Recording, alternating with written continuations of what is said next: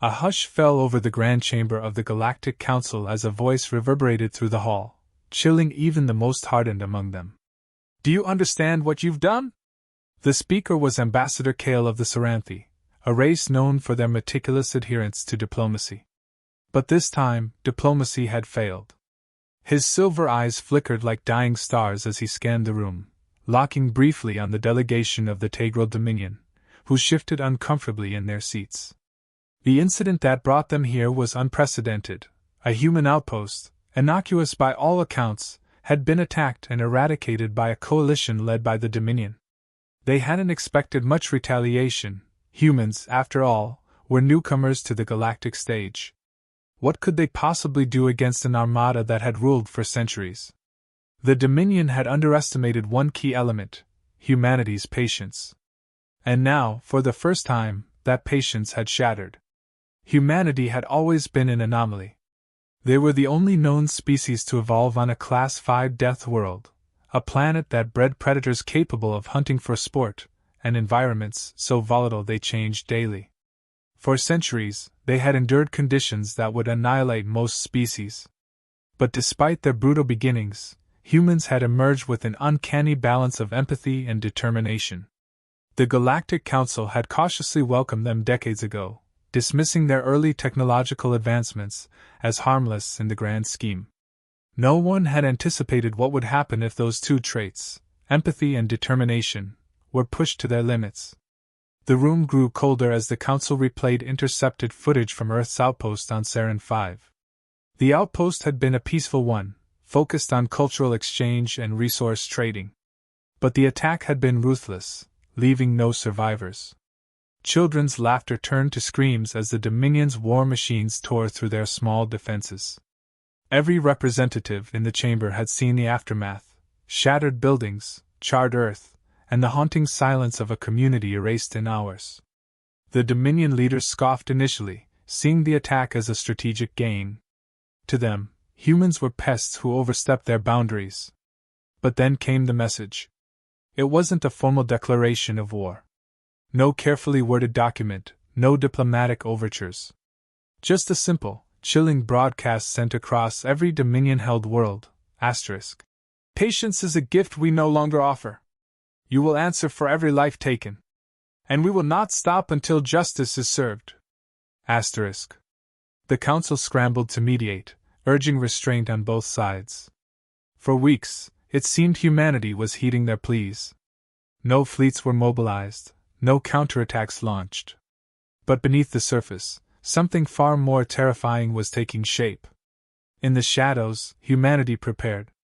Their greatest minds came together, pooling resources, technology, and ideas from every corner of their fractured alliances. Engineers worked sleepless nights developing weapons the galaxy had never seen. Strategists combed through Dominion military records, analyzing every vulnerability. Spies infiltrated enemy communications, feeding misinformation that would cripple their response. Yet humanity did not act with rage. Their retaliation was deliberate, calculated, a storm gathering on the horizon.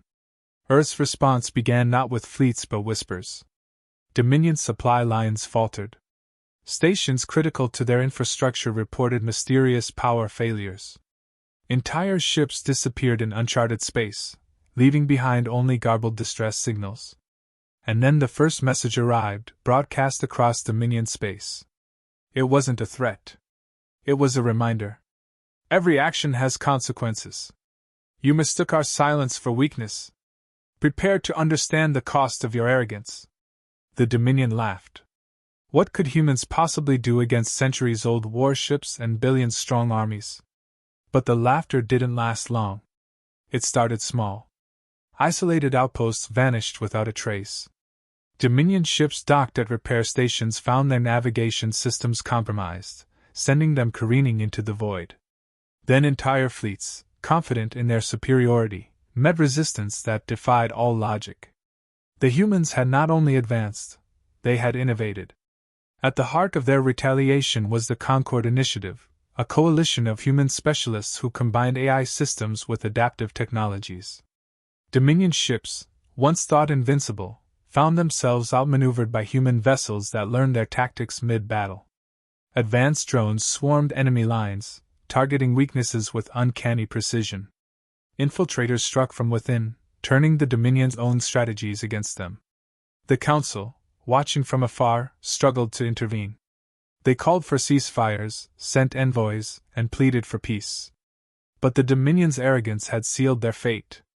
Their leaders dismissed the Council's warnings, convinced their overwhelming firepower would crush the uprising.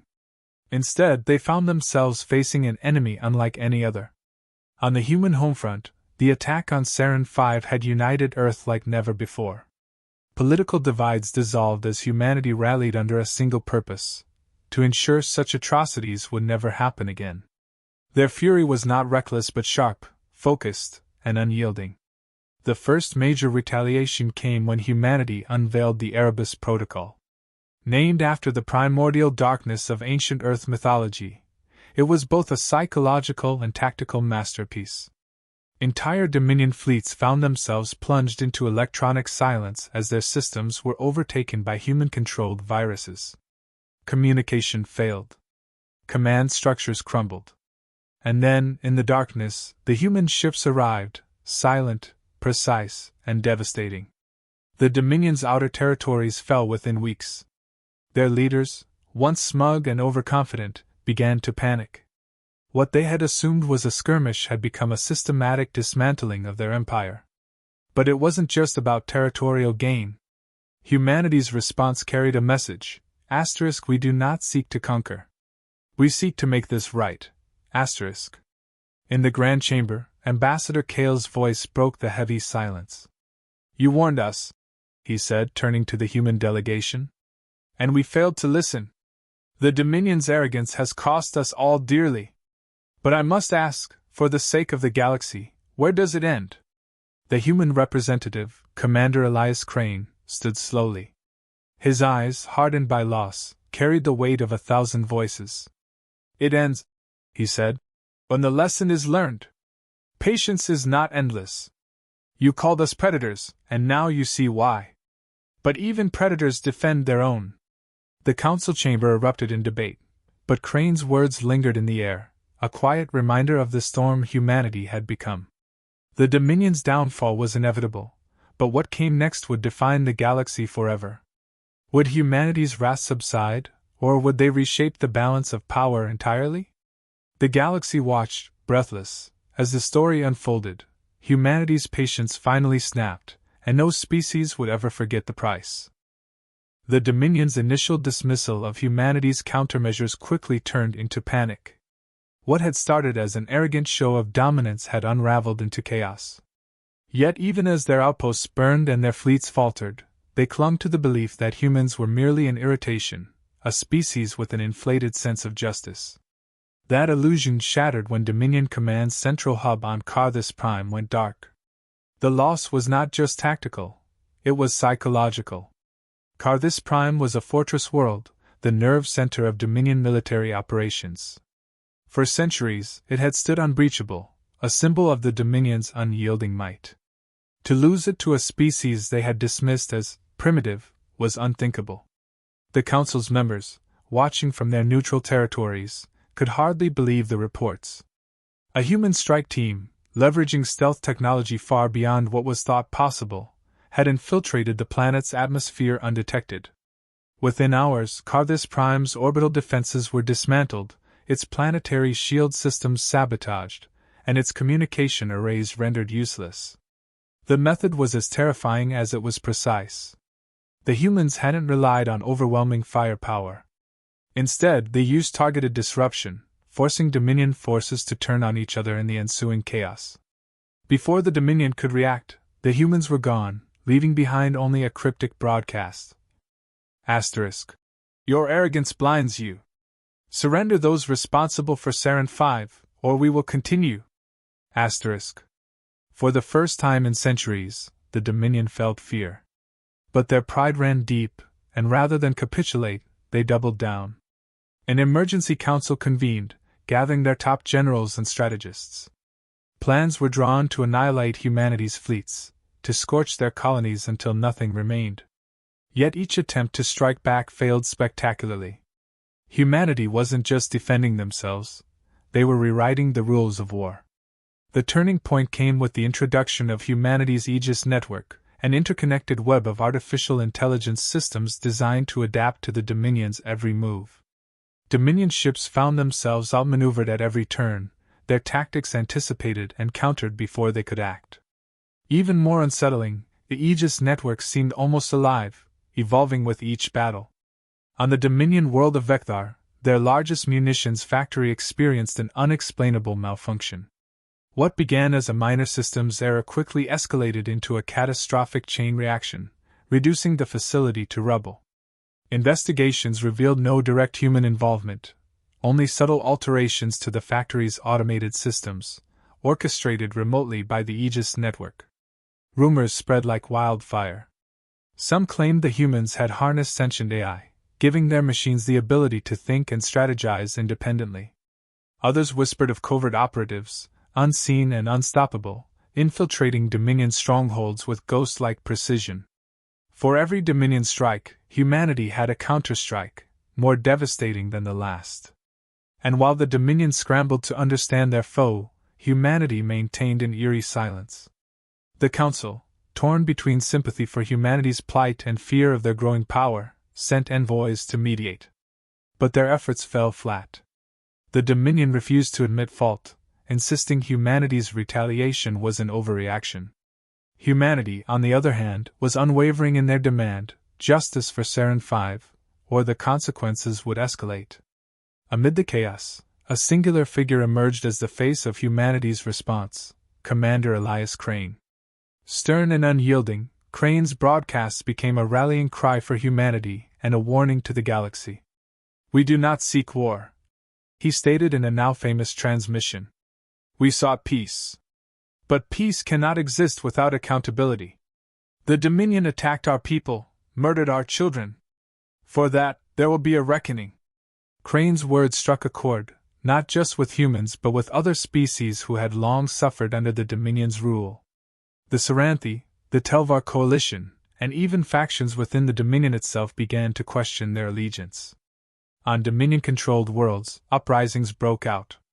Inspired by humanity's defiance, oppressed species seized the moment to rise against their overlords. What had begun as a human retaliation had grown into a galaxy-wide movement, threatening to dismantle the Dominion from within. The Dominion's leadership was fracturing. Some called for negotiation, recognizing the growing threat humanity posed. Others, led by Admiral Corther, insisted on total annihilation. Corther was a warlord through and through, his pride as impenetrable as the armor of his dreadnought, the Ascendant Flame.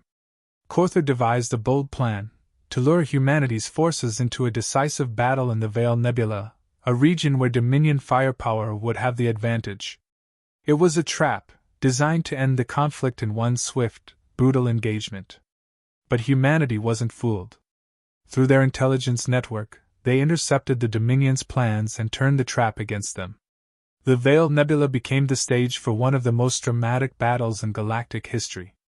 As Dominion fleets massed, waiting for the humans to walk into their ambush, humanity struck first. From the swirling clouds of the nebula, human ships emerged, cloaked in advanced stealth fields. They moved with surgical precision, targeting the Dominion's command ships and severing their lines of communication. The Dominion's fleet, vast and powerful, was left in disarray. Admirals barked orders that never reached their ships, captains fought in isolation, and Corther's flagship found itself surrounded. The battle was chaos, but in the chaos, humanity thrived. Using tactics that defied conventional logic, they exploited every weakness, adapting on the fly to counter the Dominion's superior numbers. Corther, watching his fleet crumble, refused to retreat. His dreadnought engaged the human flagship, Resolute Dawn, in a desperate last stand. The two ships exchanged devastating blows, their energy shields crackling like dying stars. But humanity's ingenuity prevailed. Using a daring maneuver, the Resolute Dawn disabled Corther's engines, leaving his ship adrift. Rather than destroy him, they broadcast a single message to the remaining Dominion forces: *. This is your leader. His arrogance brought you here. Will you follow him into ruin, or will you choose a different path? Asterisk. It was a gamble, but it paid off. One by one, Dominion ships powered down their weapons, surrendering to the humans. The Battle of the Veil Nebula was over, and with it, the Dominion's illusion of invincibility. Yet even in victory, humanity's message was clear, asterisk, this is not over.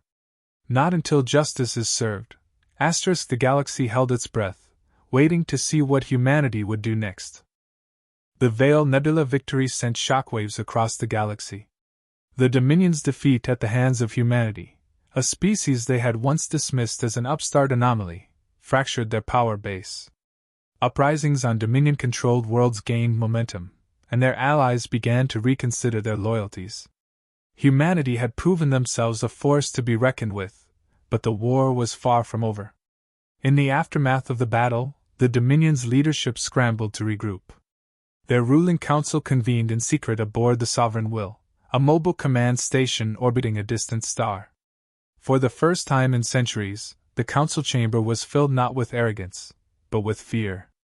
Admiral Corther, humiliated but alive, stood before the council, his fiery temper barely contained. "We cannot let this stand," he growled, his deep voice reverberating through the chamber. "Humanity's victory was a fluke. They caught us off guard. If we strike decisively now, we can crush them before they gain more momentum." But not everyone shared his confidence. Councillor Kreth, an elder statesman with a shrewd mind, leaned forward. "Admiral, your decisive plans have brought us nothing but ruin. Humanity's tactics defy our understanding. They adapt faster than we can react. Perhaps it's time to consider another approach." Corther's fist slammed into the table. "You suggest we surrender to those primitives? Bow to their demands?" "No," Kreth replied calmly. "But this is no longer a war we can win through brute force. Humanity fights with purpose, driven by an unyielding sense of justice. If we wish to survive, we must understand them, anticipate their next move." While the Dominion's leadership bickered, humanity pressed their advantage. Commander Elias Crane, now a symbol of defiance across the galaxy, led a campaign that was as much psychological as it was physical. Rather than launching a full-scale invasion, humanity targeted key Dominion assets with surgical precision. Weapons depots, supply lines, and communication hubs were systematically dismantled. Each strike was accompanied by a broadcast, delivered in Crane's steady, unyielding tone. Asterisk. "This is the price of injustice. Surrender those responsible for Sarin 5, and this will end. Refuse, and your empire will crumble." Asterisk. The broadcasts, once dismissed as empty threats, now carried a chilling weight. The Dominion's allies began to distance themselves, unwilling to share in the fallout. Neutral factions, inspired by humanity's stand, offered covert support. Supply shipments and intelligence reports found their way to human forces through shadowy channels. But not everyone was content with humanity's methods. Within the Galactic Council, debates raged over whether humanity's retaliation was justified or excessive. Ambassador Kales, one of humanity's few advocates, argued passionately for their cause. "Humanity did not seek this war," she declared during a heated session. "They asked only for accountability, for justice for their murdered civilians. The Dominion brought this upon themselves. If we do nothing, we condone their actions. If we condemn humanity for fighting back, we prove ourselves hypocrites." Her words resonated with some, but others saw humanity's rise as a threat to the galaxy's balance of power. The Council's indecision only fueled the chaos, leaving humanity and the Dominion to settle their conflict without interference. Back on Earth, Crane and his team prepared for the next phase of their campaign. The Aegis Network, humanity's revolutionary AI system, had uncovered a critical piece of intelligence: the location of the Dominion's High Council. The operation, codenamed Silent Storm, was as daring as it was dangerous. The goal was not to destroy the Council but to force them to face humanity's demands directly. "Are you sure about this?" asked Captain Lena Voss, Crane's second-in-command, as they reviewed the mission plan. "If this goes wrong, We'll be walking into the lion's den. It's a risk we have to take, Crane replied. The Dominion's leadership hides behind their fleets and their armies, refusing to face the consequences of their actions. If we can show them the cost of their arrogance, make them see what they've done, they'll have no choice but to listen. The plan required unparalleled precision. A stealth team, led by Crane himself, would infiltrate the Sovereign Will under the cover of a manufactured solar storm. The Aegis network would disable the station's external defenses, creating a narrow window for the team to board. As the human fleet staged a diversionary attack in a neighboring system, the infiltration team made their move. Their sleek, blackened shuttle slipped through the station's outer perimeter undetected, its cloaking field rendering it invisible to Dominion's sensors. Inside the station, the Dominion Council remained oblivious to the impending breach. They argued over strategies and contingencies, unaware that their time was running out. Crane and his team moved with ghost-like precision, bypassing security measures and neutralizing guards with non-lethal methods. The goal was not destruction but confrontation. Humanity's war wasn't with the Dominion's soldiers, it was with the leaders who had orchestrated the atrocities. The infiltration reached its climax in the council chamber. The doors burst open, and Crane strode in, flanked by his team. The councilors froze, their expressions a mix of shock and fury. "You dare!" Corther began, but Crane silenced him with a glare. "You've left us no choice," Crane said, his voice cold and steady. "We gave you every opportunity to do the right thing. You ignored us. You dismissed us. Now you'll face the consequences." Kreth, ever the pragmatist, raised a hand. "Commander Crane, we underestimated you. That much is clear. But storming this chamber won't end the war. What is it you want?" Crane's gaze swept across the room. "Justice. For Saren 5. For every life you've destroyed in your pursuit of dominance. Surrender those responsible, and this ends." The council erupted into chaos, voices overlapping as they argued over their options. Corther, ever defiant, reached for his weapon, but Crane's team was faster. In an instant, he was disarmed, pinned to the floor by Captain Voss. "This is your final chance," Crane said, addressing the remaining counselors. "The galaxy is watching. Choose wisely." The room fell silent, the weight of humanity's demand pressing down on them. The counselors exchanged glances, their fear and uncertainty palpable. The fate of the war, and perhaps the galaxy, hung in the balance.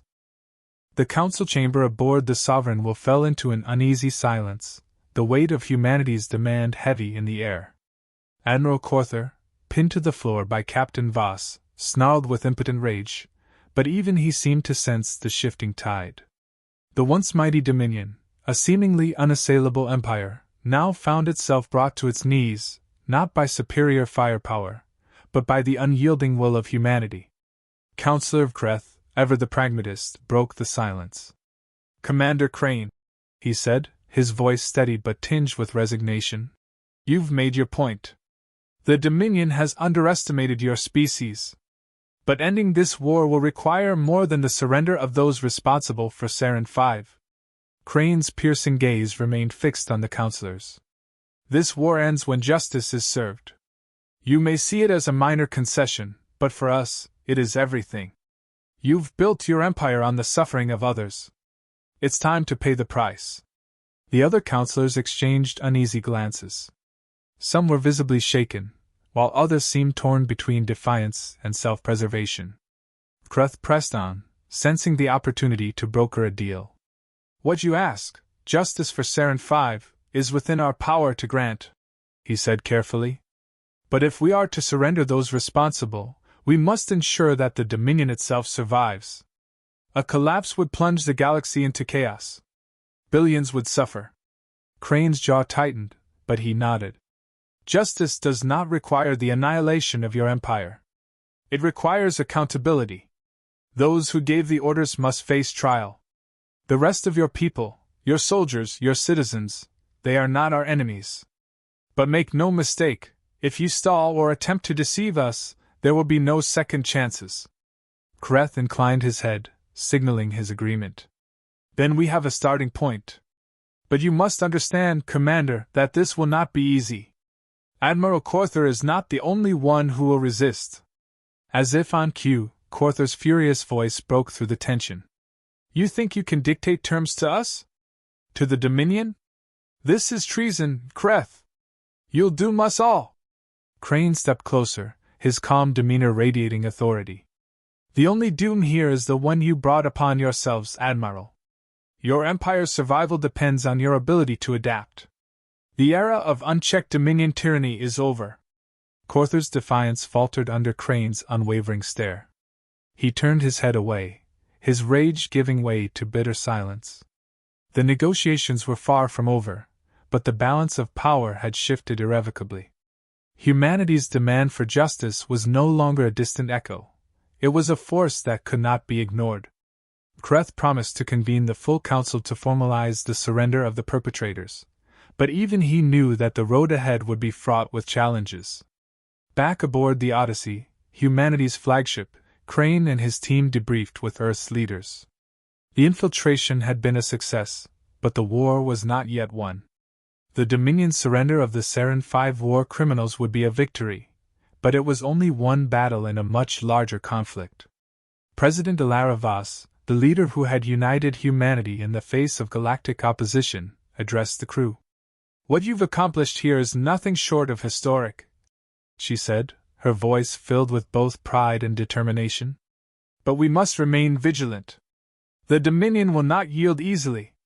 They will test our resolve at every turn. Crane nodded. We've made our point, but this is only the beginning. The galaxy is watching. If we falter now, we risk losing everything we've fought for. The Aegis Network, humanity's advanced AI system, continued to monitor Dominion communications. It detected whispers of dissent among the Dominion's ranks, factions that were beginning to question the Council's leadership. Some saw humanity's rise as an opportunity to break free from centuries of oppression, while others plotted revenge. Among the Dominion's allies, the tides were shifting. Neutral factions, once hesitant to involve themselves, began to see humanity as a stabilizing force rather than a disruptive one. Offers of support poured in, covert alliances that would bolster humanity's position in the galaxy. Weeks later, the trials for the Sarin 5 war crimes were broadcast across the galaxy. The Dominion counselors who had orchestrated the massacre stood before a tribunal of representatives from multiple species, including humanity. The evidence was irrefutable, the verdicts swift. For the first time in its history, the Dominion was forced to confront the consequences of its actions. The trials became a symbol of hope for oppressed species across the galaxy, a reminder that even the mightiest empires could be held accountable. But not everyone welcomed humanity's rise. In the shadows, factions loyal to Corther plotted their next move. They saw the trials as a humiliation, a stain on the Dominion's legacy. Rumors of a rebellion against the Council began to circulate, hinting at a new conflict on the horizon. As the war officially came to an end, humanity faced a new challenge, defining its place in the galaxy. The victories had come at a cost, and the scars of war would take generations to heal. But humanity's resilience had proven unshakable, its capacity for justice unmatched. Crane, now a symbol of hope and defiance, stood before a crowd on Earth as President Vaz delivered a speech to mark the end of the conflict. This is not just a victory for humanity, she declared. It is a victory for all who stand against tyranny, for all who believe in justice. We have shown the galaxy what it means to fight for what is right. And we will continue to fight, not with weapons, but with unity, compassion, and unyielding resolve. The crowd erupted in applause, their cheers echoing across the capital. For the first time in decades, there was a sense of optimism, a belief that the future, while uncertain, held the promise of something greater. As Crane watched the celebration, he couldn't help but reflect on the journey that had brought humanity to this point. The battles won, the lives lost, the alliances forged, it had all led to this moment. Humanity had faced the abyss and emerged stronger. And though challenges lay ahead, one thing was certain: no species in the galaxy would ever forget the moment humanity's patience finally snapped.